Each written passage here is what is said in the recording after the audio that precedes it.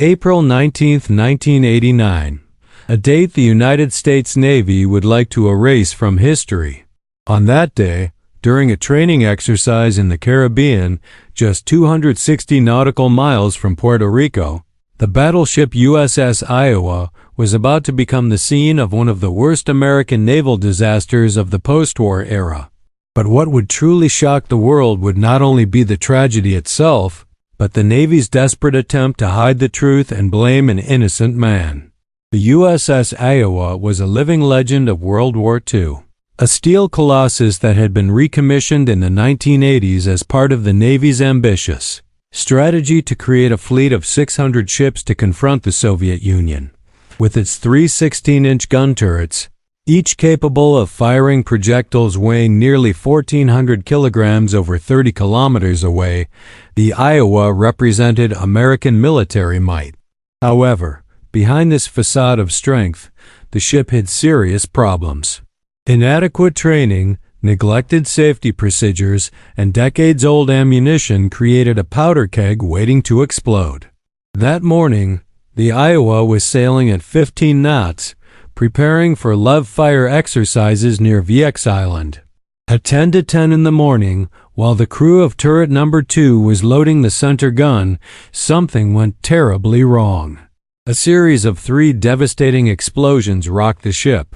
The center gun, which had not even been fired and was cold, exploded the moment 5 bags of gunpowder were being loaded into the chamber. The explosion was instantaneous and catastrophic. 47 sailors were killed instantly. Some died from burns, others from suffocation due to toxic gases, and some from trauma when they were thrown by the impact. The gun turret was severely damaged, and the ship nearly suffered a catastrophic detonation of its entire ammunition stock. Mike Carr, a gunner working in the Iowa's aft turret, heard everything through the headsets connecting the crews in the different turrets. He knew all 47 men who died intimately, as ship policy required crews to rotate between the 3 turrets. When someone shouted over the communication system that there was a problem in turret 2, the center gun, Carr and the rest of the crew desperately tried to help, but it was too late. The crew's heroic efforts managed to contain the fires and prevent an even larger explosion of the powder magazines. But they could not save the 47 men trapped in the turret. This was the first explosion in a battleship turret since 1943, when 43 sailors died aboard the USS Mississippi. But unlike other previous explosions, this cannon was cold. It had not yet been fired. There was no obvious reason for the explosion. And that's where one of the most shameful cover-ups in American military history began. Just 5 days after the explosion, a gunner working in Tower 1 at Iowa called Charles Thompson, a producer for the 60 Minutes program and former naval officer. The message was direct and disturbing. Admiral Milligan, in charge of the investigation, was conducting a dishonest inquiry. The sailor said the media was the only thing that could keep the Navy honest. Thompson, who had served in the Vietnam War as a naval gunnery officer, began investigating the case along with his colleague Mike Wallace. The Navy quickly began searching for someone to blame. It wouldn't take long for them to find their scapegoat. The chosen one was Clayton Hartwig, a 24-year-old second-class gunner who had died in the explosion. Along with him, investigators targeted his best friend, Kendall Truitt, a third-class gunner. The Navy's theory was as scandalous as it was implausible. According to the official investigation, Hartwig had deliberately caused the explosion using an improvised detonator placed among the bags of gunpowder. The supposed motivation was even more bizarre. Hartwig and Truitt had had a homosexual relationship that soured after Truitt's marriage. As revenge, Hartwig allegedly committed suicide and mass murder. The evidence presented by the Navy was weak and circumstantial. Hartwig had named Truitt as the beneficiary of a $101,000 life insurance policy. He owned some magazines that supposedly taught how to make explosive devices. He had experimented with explosives and detonators in the past. He talked about different ways to die, had a fascination with naval disasters, had attempted suicide in high school, and said in the weeks before the accident that he wanted to die in service and be buried in Arlington National Cemetery. The FBI was called in to produce a wrongful death analysis that cast even more suspicion on Hartwig. But there were serious problems with this narrative. First, although official Navy documents did not explicitly mention a homosexual relationship, a series of leaks to the media from naval sources began to spread this sensationalist story. Second, Trude and other sailors who knew Hartwig vehemently denied that he was suicidal. Third, and most importantly, Trude said it would have been impossible for Hartwig to have placed a detonator in the powder bags without being seen by other crew members, and that Hartwig did not have the mechanical skills to build such a device. Another sailor, David Smith, claimed that naval investigators coerced him into saying that Hartwig had harassed him and discussed how to use a bomb's timer. The investigation was becoming increasingly questionable. On September 7, 1989, Admiral Milligan and the Deputy Chief of Naval Operations, Admiral Leon Edney, publicly announced their conclusions. The explosion had been deliberately caused by someone, most likely Clayton Hartwig, using an explosive device. The Navy was trying to close the case quickly. The reaction was immediate and furious. Journalists began questioning the conclusions. Robert Zelnick, a reporter for ABC News, wrote an editorial in the New York Times titled, "The Navy Makes a Scapegoat of a Dead Sailor." Mike Wallace produced a devastating report for 60 Minutes in November 1989, harshly criticizing Milligan's findings. Senators demanded an independent investigation. Senator John Glenn, a former Marine Corps pilot and astronaut, requested that the Government Accountability Office conduct an independent review. What the independent investigation uncovered was shocking. Sandia National Laboratories in Albuquerque, New Mexico, conducted its own meticulous technical analysis. Over time, Sandia scientists were able to conclusively discredit the notion that an improvised ignition device had left residue to posthumously blame Hartwig. They identified every substance found at the site, showing that all were commonly present in artillery spaces. More importantly, they were able to replicate conditions that could have produced an accident. Experiments determined that the battering ram, a hydraulic device used to push projectiles and powder bags into the gun chamber before firing, could ignite the gunpowder if used at maximum speed while pushing bags containing certain types of material. After conducting field tests using randomly selected bags from the inventory aboard the Iowa at the time of the disaster, Sandia's team concluded that the probability of an explosion ranged from 1 in 70 to 1 in 16. The chances of an explosion weren't high during any single firing, but battleships fired hundreds of shots during their service lives in the 1980s and early 1990s, more than 1,000 during Desert Storm alone. Mathematically, it was only a matter of time. The truth the Navy had desperately tried to hide began to emerge. The Iowa operated with serious training and safety deficiencies, especially regarding operations with the 16-inch guns. Chief Fire Control Officer Stephen Skelly was conducting illegal artillery experiments with the guns. Captain Fred Mussoli apparently failed to verify whether the experiments were authorized, or in some cases, appears to have been unaware that they were being conducted. The leadership of the weapons department evidently instructed the turret crew to use an expressly prohibited combination of gunpowder and projectiles, forbidden precisely because it was unsafe. When used with heavy armor-piercing projectiles, 5 bags of gunpowder instead of the usual 6 could produce excessive temperatures and overpressure. There were more problems. The ammunition was from World War II, decades old and poorly preserved. Trude testified that there were several safety hazards on the ship. Handling the gunpowder was dangerous, and a constant smell of ether in the powder magazine meant it was deteriorating. The elevators that lifted projectiles and bags of gunpowder to the gun were dangerous. Furthermore, after the fires were contained, Mussoli ordered the crew to immediately begin cleaning the turret. The cleanup involved removing the bodies of the dead crewmen and disposing of damaged equipment from the turret, all without photographing or recording the locations of the bodies or equipment, which presumably would have aided the investigation. The cover-up was systematic. Investigators started with one conclusion and tried to adapt the evidence to it.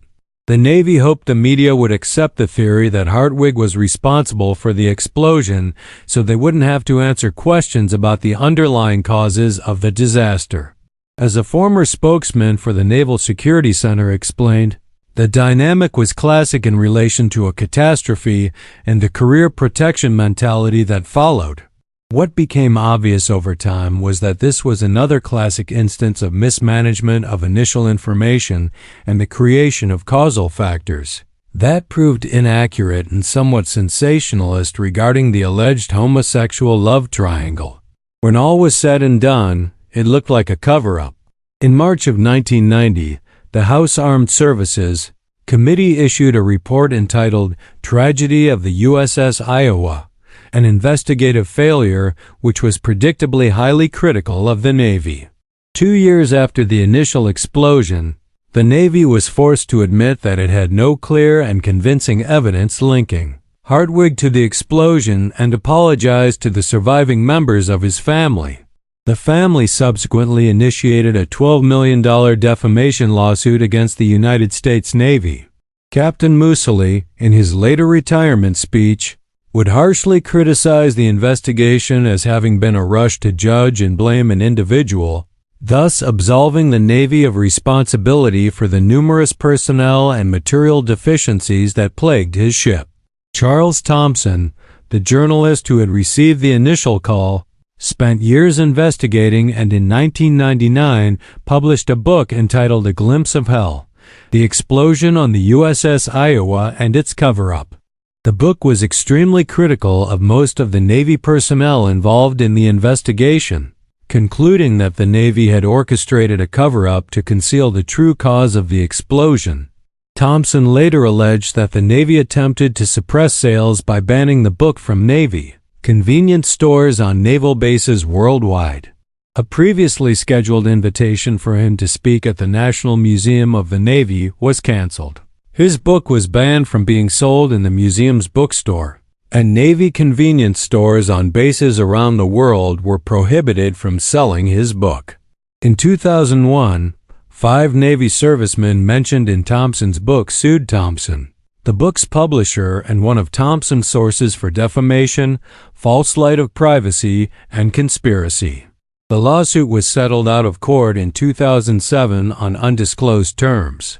Sandia physicist Richard Schwobel, who headed the competing study, wrote his own account of the experience and explosion aboard the Iowa, a book released to mark the 10th anniversary of the disaster. Unlike the Navy's attempts to fabricate a tale of murderous misconduct, Schwobel's approach was relentlessly scientific and objective.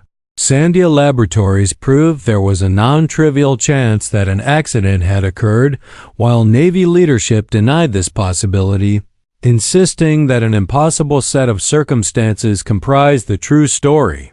The USS Iowa case became one of the clearest examples of how a powerful institution can try to protect its reputation at the expense of truth and justice. The Navy preferred to destroy the reputation of a dead sailor, spread insinuations about his sexuality, and fabricate a sensationalist conspiracy theory rather than admit that it had serious safety problems, inadequate training, dangerously old ammunition, and allowed unauthorized experiments that put lives at risk. 47 men died not because of an alleged act of homicidal revenge, but because safety systems failed, because protocols were ignored, because the pursuit of military glory outweighed common sense. Today, a memorial to the 47 sailors killed in the explosion was erected at Point Iowa at Naval Station Norfolk. Every year on April 19th, a memorial service is held at Point Iowa in memory of those 47 who died in the explosion. Since its decommissioning, The USS Iowa Battleship Museum in San Pedro has held an annual memorial ceremony for the deceased crewmen of Tower 2. No memorial can undo the damage caused by the systematic attempt at a cover-up, the destruction of Clayton Hartwig's reputation, and the further suffering inflicted on his family and friends. The USS Iowa disaster was not just a tragedy of lives lost in an explosion. It was a tragedy of how institutions can choose self-preservation over honesty, how they can sacrifice individuals to protect their image, and how the truth can be suppressed even in the most terrible circumstances. This is the enormous disaster of the American battleship they tried to hide. Not just the explosion itself, but the shameful attempt to blame an innocent man to avoid responsibility. The consequences of the explosion and subsequent cover-up reverberated throughout the United States Navy and beyond. On October 3, 1989, Admiral Gonell disciplined the officers of the Iowa in response to the findings in Milligan's report. Captain Mussoli and Bob Finney, the Iowa's operations officer, received non-punitive letters of reprimand that were not placed in their permanent personnel records. Kissinger and Skelly received punitive letters of reprimand that were placed in their records, in addition to fines of $2,000 and $1,000 respectively. Donnell suspended both fines.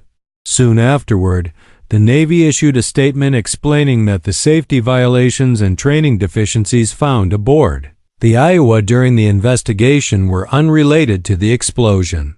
2 weeks later, a panel of 13 admirals recommended that Mussoli receive another important command, stating that Mussoli was wonderfully suited for such a responsibility. Milligan was one of the admirals on the panel who supported the recommendation. The message was clear. Despite all the evidence of negligence and leadership failures, the officers responsible would not face real consequences. The system was protecting itself exactly as the critics had warned. As a result of Sandia's findings, the Navy halted all firing of the 16-inch guns and initiated further testing. Sandia Laboratories discovered that overforce loading likely caused the explosion, and that the probability was 16.6% of selecting a group of 5-bag charges from the propellant batch aboard the Iowa that was susceptible to overforce ignition.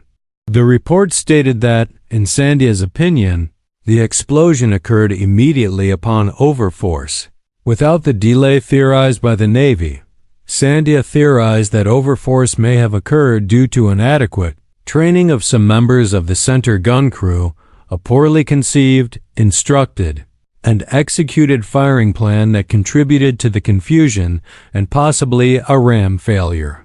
Sandia's report concluded that the probability of overforce ignition in the 16-inch guns was such that measures needed to be taken to ensure that overforce was prevented at any speed. The Government Accountability Office report concluded that the possibility of an explosion caused by excessive force was a previously unrecognized safety concern. After conducting field tests using randomly selected bags from the inventory aboard the Iowa at the time of the disaster, Sandia's team concluded that the probability of an explosion ranged from 1 in 70 to 1 in 16. The odds of an explosion weren't high during any single firing, but battleships fired hundreds of shots during their service lives in the 1980s and early 1990s, over 1,000 during Operation Desert Storm alone. The math was unforgiving. Eventually, tragedy was inevitable given the level of risk the Navy was accepting. The explosion had profound and far-reaching consequences.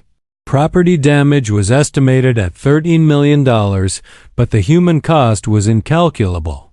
47 families lost sons, husbands, fathers, and brothers. Many of these families were left with unanswered questions and a sense of injustice, feeling that the Navy had not fully disclosed the cause of the explosion. Clayton Hartwig's family, in particular, suffered not only the loss of their son but also the public defamation of his memory. The life insurance that should have gone to them went to Kendall Trout, and they had to watch as the Navy portrayed their son as a suicidal murderer in an alleged failed homosexual relationship. In response to the disaster and overwhelming criticism, the Navy was forced to implement significant changes. New safety protocols were established for the handling and storage of gunpowder and ammunition. These protocols were specifically designed to prevent similar accidents in the future. The Navy implemented new training programs to ensure that sailors were properly trained in gunpowder handling and safety procedures. There was an increased emphasis on training and safety protocols for crew members involved in the operation and maintenance of ships' armaments. The changes included mandatory safety briefings before all ammunition handling events, proper partner checks to ensure any spark-producing items were not in the vicinity of handling areas, training and drills on misfire procedures for both hot and cold gun conditions, review and understanding of the terms premature ignition, misfire, ceasefire, check fire, and clean-unclean barrel as part of the safety briefing, ensuring adequate training for ammunition handlers. Ensuring work schedules were created based on data from the Qualification Certification Program. The investigation revealed that personnel on the Iowa did not follow approved procedures to ensure the safe firing of the guns and improperly approved and conducted tests of experimental gunpowder and projectile combinations. A subsequent investigation by the Inspector General of the Navy confirmed that the ship's personnel were conducting improperly approved tests of experimental gunpowder and projectile combinations on the day of the incident and had also done so previously. Both reports concluded, however, that these violations did not cause the explosion, a claim that many found difficult to believe. The USS Iowa underwent extensive repairs. Crews worked for 8 hours to extinguish the fire following the initial explosion. Around 3:30 p.m., about 5.5 hours after the explosion, the aircraft carrier USS Coral Sea arrived at the Iowa. Helicopters transported the dead and wounded to medical facilities on the Coral Sea and to hospitals in Puerto Rico. The damaged turret was repaired, and the ship eventually returned to service. Despite the tragedy, the Iowa continued its role in the United States Navy, participating in training exercises and operations. The Iowa's return to service highlighted the Navy's commitment to its battleships, even as the role of such ships in modern naval warfare was evolving. However, the disaster also raised serious questions about the Navy's need to maintain battleships. The Government Accountability Office questioned the Navy's need to maintain 2 battleships. With the rise of precision-guided missiles and advanced naval aviation, some questioned the continued relevance of massive, heavily armed battleships like the Iowa. The incident sparked ongoing debate about the role of battleships in modern naval strategy. The Iowa-class battleships were the most powerful ships ever built by the United States Navy, but they were also relics of an earlier era of naval warfare. They were originally commissioned between 1943 and 1944, were in active status during World War II and the Korean conflict, and were decommissioned in 1958, except for the brief recommissioning of the New Jersey. During the Vietnam conflict, no battleship was in active status for nearly a quarter of a century until the 1980s. The explosion accelerated the end of the battleship era. Eventually, all the Iowa-class battleships, the Iowa, the New Jersey, the Missouri, and the Wisconsin, were decommissioned. The Iowa was finally decommissioned on October 26, 1990. The ship, which had served with distinction in World War II and Korea and had been recommissioned in the 1980s as part of a 600-ship strategy, was now retired forever. The Missouri and Wisconsin followed soon after. The era of the great artillery battleships had definitively ended. Today, the USS Iowa serves as a museum ship in San Pedro, California. The ship is a memorial to the sailors who were killed in the turret explosion, as well as to the thousands of sailors who served on the ship during its long career. Visitors can walk the decks where 47 men lost their lives, see the turret that was rebuilt after the explosion, and learn about the ship's history and the tragedy that forever marked it. At Point Iowa on Naval Station Norfolk, a memorial has been erected in honor of the 47 sailors who died. Every April 19th, a memorial service is held to honor their memories. The Battleship Iowa Museum holds an annual memorial ceremony for the deceased crewmen of Turret 2.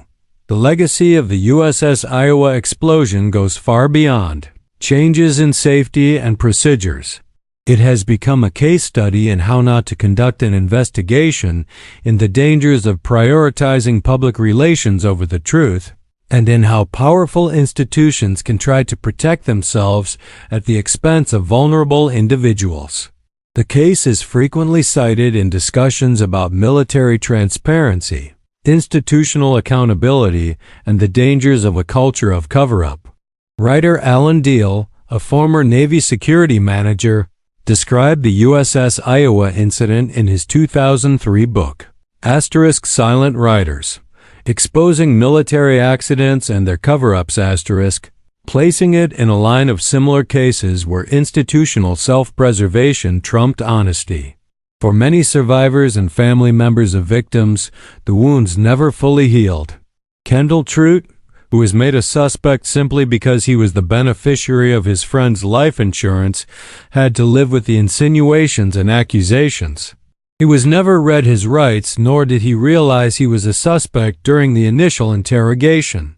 He simply thought they were asking strange questions for what he assumed was an honest attempt at investigation. When everything came to light, he testified before Congress that it was all ridiculous and a huge cover-up in his opinion. He believed the military looks for scapegoats when people die instead of admitting its mistakes or acknowledging that accidents are even possible. Clayton Hartwig's family had to fight for years to clear their son's name. And even after the Navy officially apologized, the stigma remained. Mike Carr, the gunner who knew all 47 men who died intimately, carries the memories of that day to this day. 30 years after the explosion, it still feels like yesterday to him. These men were his friends, his colleagues, people he had worked side by side with in the towers. They had families, dreams, futures ahead of them, all taken in an instant by a combination of inadequate procedures, deficient training, outdated equipment, and a culture that valued appearances over safety. For the sailors who survived, the knowledge that it could have been them, that only luck or the chance of a shift assignment saved them, is a burden they carry. The case also had a lasting impact on military investigative journalism. Charles Thompson and Mike Wallace of 60 Minutes demonstrated the crucial role independent media can play in holding powerful institutions accountable. Without their persistent investigation, the Navy's official narrative about Clayton Hartwig being a homosexual suicide killer might have remained the accepted story. Instead, their work helped force a second investigation that ultimately came closer to the truth. Thompson's book, despite the Navy's attempts to suppress it, became a definitive record of the case and a reminder of the importance of questioning authority and demanding transparency. The explosion of the USS Iowa and its cover-up serve as a cautionary tale that remains relevant today. It reminds us that institutions, no matter how prestigious or powerful, can fail catastrophically when they prioritize self-protection over truth and justice. It demonstrates the dangers of jumping to conclusions, of starting with a theory and then trying to make the evidence fit it instead of following the evidence to where it leads. It shows how biases and stigmas can be exploited to create convenient narratives that distract from the real issues. And most importantly, it reminds us of the human cost of such failures, not only the 47 men who died in the explosion, but also those whose reputations were tarnished, whose families suffered doubly from loss and injustice, and whose lives were forever altered by the tragedy and the cover-up that followed. The story of the USS Iowa is not just about a naval accident or even a military cover-up. It's about accountability, about the courage to tell the truth even when it's inconvenient, about the importance of protecting those who serve instead of protecting institutional reputations. It's a reminder that behind every statistic, every official report, every press conference, there are real people, real lives, real families who deserve honesty and justice. 47 sailors died that day in April 1989. They deserve to be remembered not as victims of an alleged murderer, but as what they truly were, men who served their country and died because the systems that should have protected them failed.